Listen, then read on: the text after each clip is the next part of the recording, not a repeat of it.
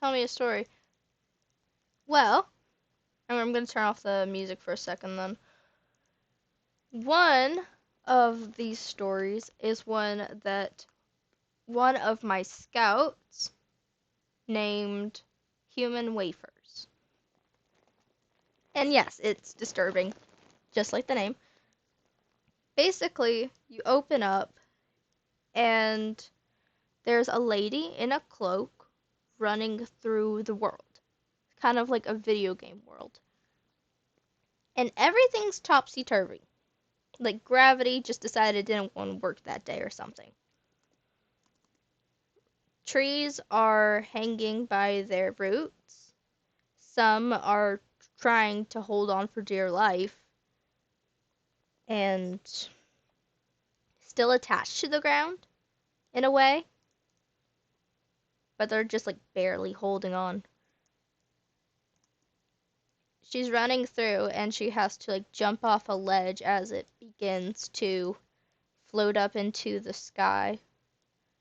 She has to like jump off because the tree that was holding the ground to the, I guess, the rest of the ground came loose.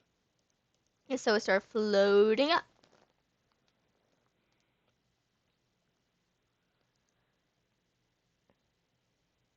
And you can see like the camera. My dreams are very cinematic, so you can see like all the different camera angles. And the camera like kind of like moves up and you can see all the different, like, you see the Eiffel Tower, the Statue of Liberty, see all these different monuments and buildings and houses, just pieces of it floating up into the sky.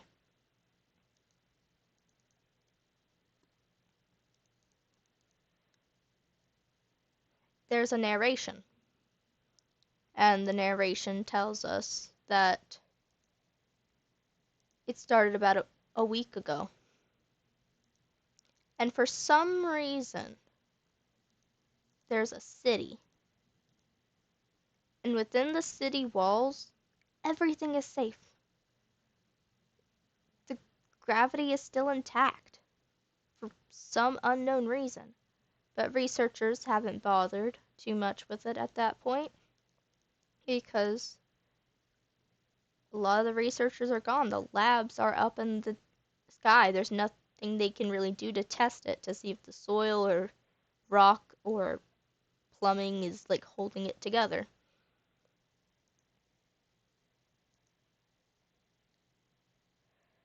This woman comes to the city and there's no guards at the gates. The gates are just open. And she goes inside. She expected there to be a ton of refugees or people just in general, citizens or refugees from the city or outside the city who came to the city to be there, expecting it to be a little bit more bustling, right? There's nobody. Not a single person.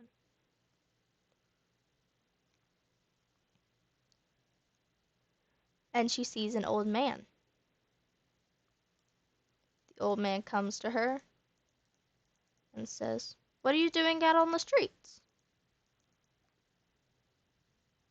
She answers, "Well, I came to the city to escape the world outside." And he laughed. "Well, you better get out of here quick. Why don't you go up to the palace? There's a bunch of people over there if people is what you seek."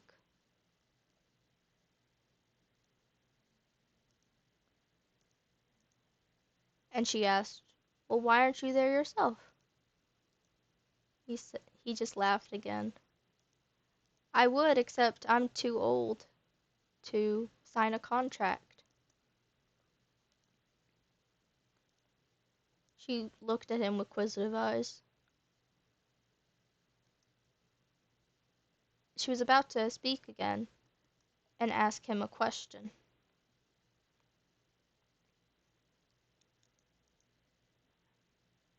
Actually wrote all of this down. It's already there. No one could conduct tests after the labs flew. Yeah, so this is like I was simply expecting more people. The refugees from the sky are in the palace. The king offers food, clothes, and residency in exchange for labor. It's a good deal. I'd be there myself if I were well enough to work. Do you need help? And the old man smiles. Thank you, dearest, but I would suggest you head to the palace. With no people around you, you wouldn't survive long out here. I don't have much time myself, but I wouldn't be able to live out a contract. Go while you still have your strength. Your eyes wander to the palace, and when you look back, you recognize that the man has now disappeared.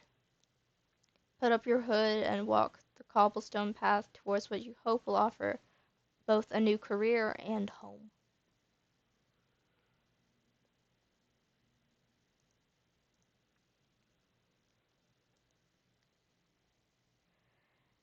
Just like at the gates, you expect guards, but again are surprised to see no one.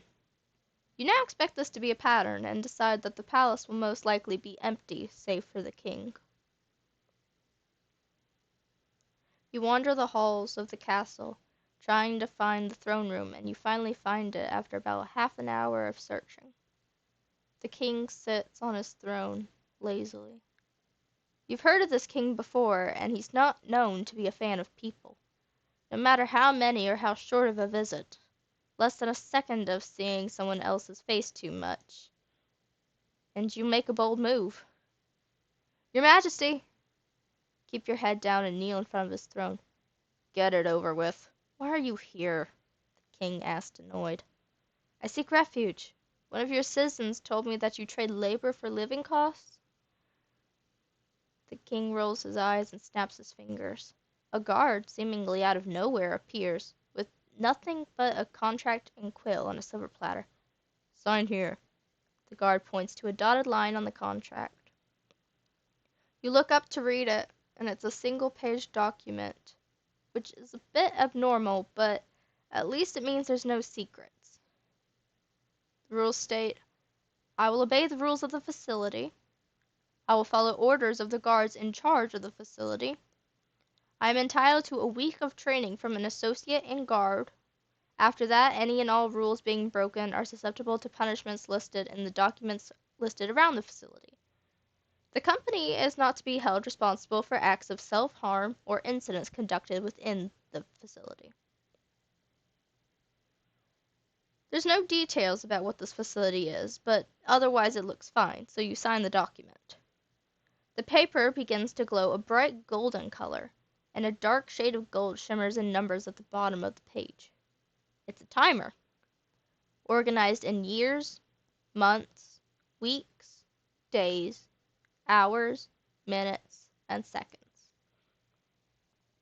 Under the years it says 10, and then switches as the timer begins to count down the years. There you go, now go away, says the king. You bow to him, and the guard gestures for you to lead, and the guard gestures for you to follow him as he leads. He leads you down a couple halls and tells you to stop for a second. He walks over to a torch on the wall and pulls on it. It yanks down like a lever, and you feel the floor fall out beneath you. It's a pretty long story. This dream actually came in like 3 parts. And I actually just wrote all of this down. There are some points where I was just like, this book's getting too long, and so I just stopped. When you can finally see yourself again, you find yourself at the bottom of a chute. As you look up, the ceiling closes up, leaving a solid surface. You look down a hallway and see a person dressed in a white suit and mask with blue accents. You must be the new recruit, they say. Their mask has a sort of voice changer, so you can't tell what gender they are based on their voice. Yes, I am, you say. The person takes off their mask, revealing a man with tired eyes, almost gray skin, and a frown that could beat Grumpy from Snow White and the Seven Dwarfs. He takes a cigarette out of his pocket and a lighter, then begins to smoke. After a puff, he grumbles, "Follow me." Then, without looking back to check if you are in fact following, he heads down the hallway. The ceilings are surprisingly tall, and the halls are winding with a ton of doors neatly linked together. The man stops in front of a room and gestures you forward. The room is huge, with conveyor belts in rows and workers boxing up small packages. You hear a sharp crack and a grunt. Your head snaps to the left of the room, and you see a black man and one of the people in white suits. It looks like the white suit is whipping him. You look around the room, and with every crack and yell, no one moves. No one stops working. Not a single person makes any expression to tell that they realize what's happening. All the workers are in a light blue set of clothes. It is only now that you realize that at some point your own clothes were changed as well. Look back at the smoking white suit man, and he tilts his head towards an open space in the line of workers. Getting the hint, you take your place. Upon further inspection, you find that the small packages are cookies: vanilla, chocolate, strawberry, and an assortment of fruit flavors. Your fingers fumble as you try to keep up with production, and flinch every time the whip cracks. The minutes crawl by like hours until you hear a different kind of sharp sound. A whistle. Suddenly the conveyor stops. The drones of people around you pull up their light blue hoods and kneel on the ground, forehead to floor. With a hesitation, you follow suit, pulling up your hood and bowing your head. Camera switches to a dissociated POV. A man in a navy blue suit walks down the steps of a stage into the production area. "What is going on here?" he asks with a calm voice. The white suit in charge of the workers' punishment pulls off her mask angrily. "Marcus," she snarls his name, "ate our stocks." She glares at Marcus, who glares right back. The navy suit man looks at Marcus. "How much?" Marcus softens his gaze and looks up at the man. "3, sir. 1 packet." The man smiles. "How many lashes has she delivered?" Marcus glares at the woman. 43. This witch gave well over what she was owed. The woman hits Marcus again.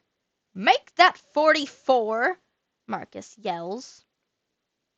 And he rushes the woman and punches her, knocking her to the floor unconscious. His eyes widen. No, I didn't mean to. No." The navy suit man straightens his posture. "Sorry, Marcus. Rules are rules." He snaps his fingers and a golden scroll appears before him. "Sir, please. I've 1 week left. I've followed all the rules. For almost 10 years, Zay's been bullying me for over 6. Just waiting for the moment I slip up. I promise I won't do it again. This last week I might even be able to go on without her provoking me. Please don't tear my contract." The man looks Marcus in the eyes with a saddened look. "I'm sorry, Marcus. Rules are rules."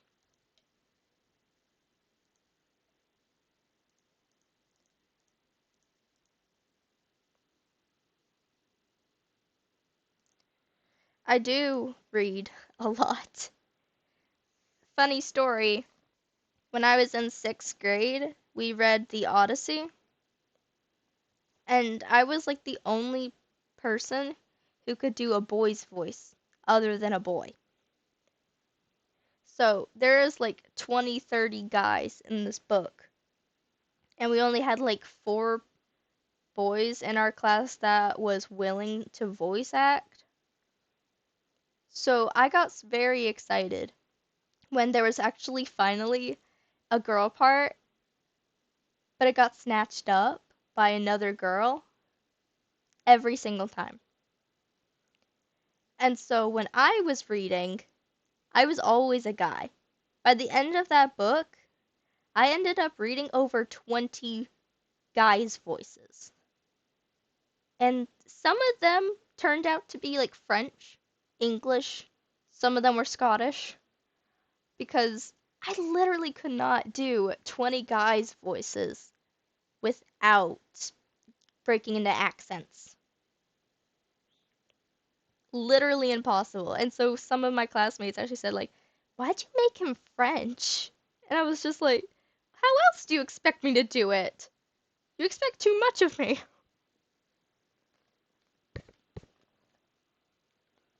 Yeah, it's funny.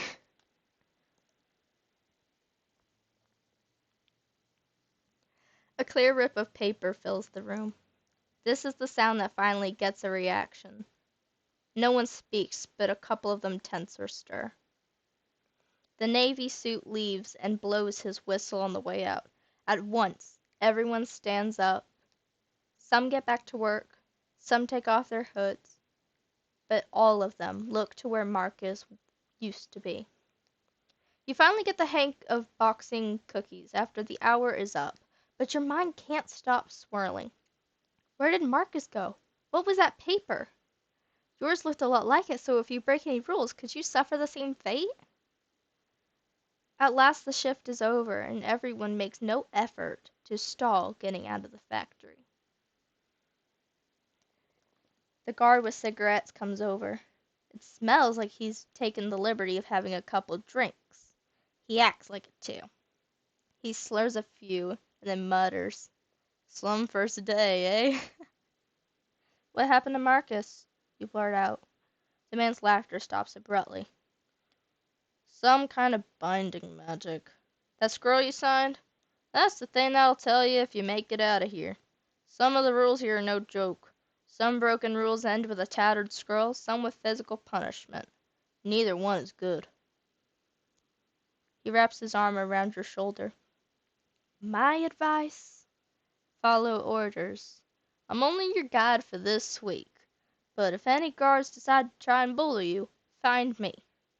I'm one of the few that haven't been corrupted with the power yet." "Yet?" The man sighs.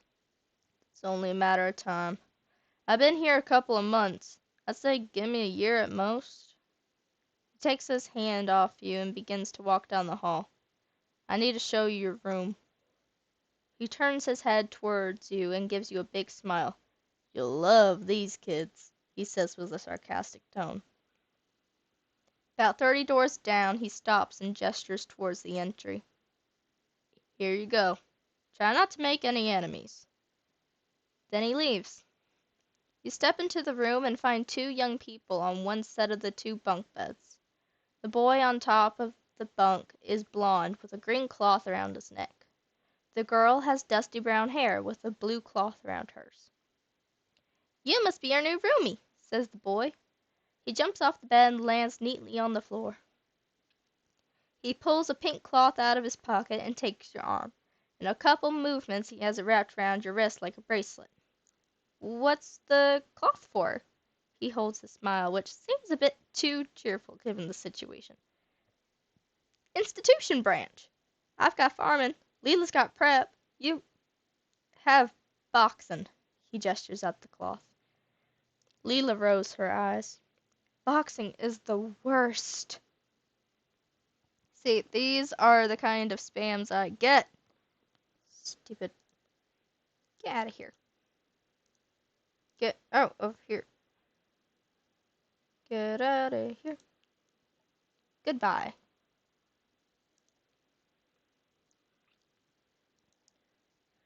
Boxing is the worst. The other branches have a little leniency. With boxing, you have to be on pace and perfect every time. Anyone working there is practically begging for a few scars. She shudders. I worked there about 3 years ago. The marks have only just begun to fade. You can ask Ty.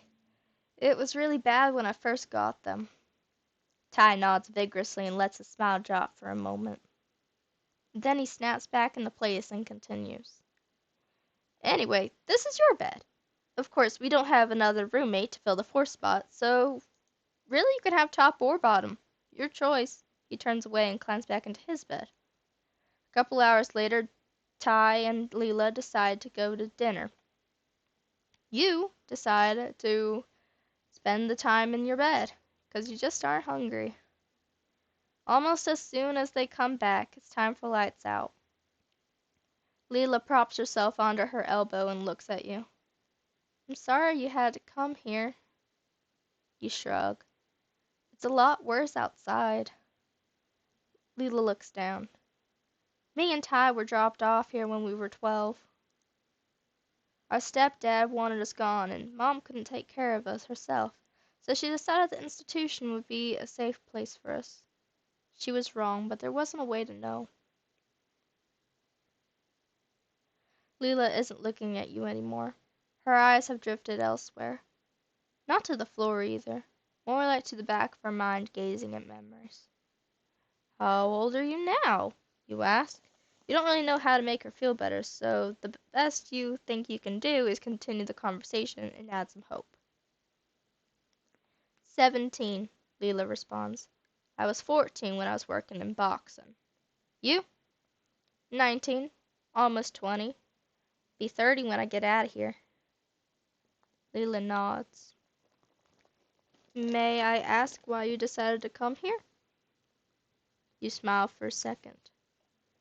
Gravity decided not to work.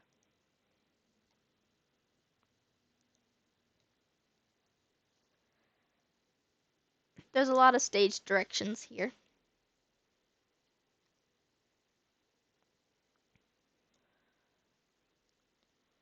There's not really a lot of voice acting, it's just stage directions.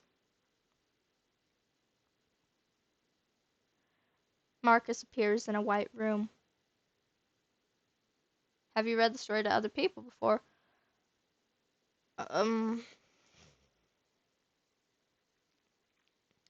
I read the beginning of it to one of my online friends. I told it to one of my friends at Scouts, and that was where it got its name, Human Wafers. He even started drawing packaging designs for what the cookies could go into. Started drawing the little wrappers and symbols and everything. And all the marketing shenanigans. Scripted out some commercials as well. Marcus appears in a white room. He begins to walk, and after a few steps,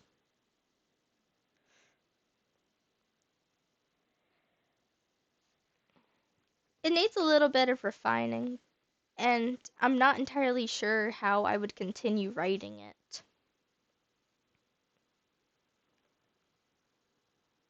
I'm not sure how to continue writing it because it started out as dreams. I've tried to add on a little bit myself. That's what think book 6. Book 6 is what I made. This is the last dream stuff.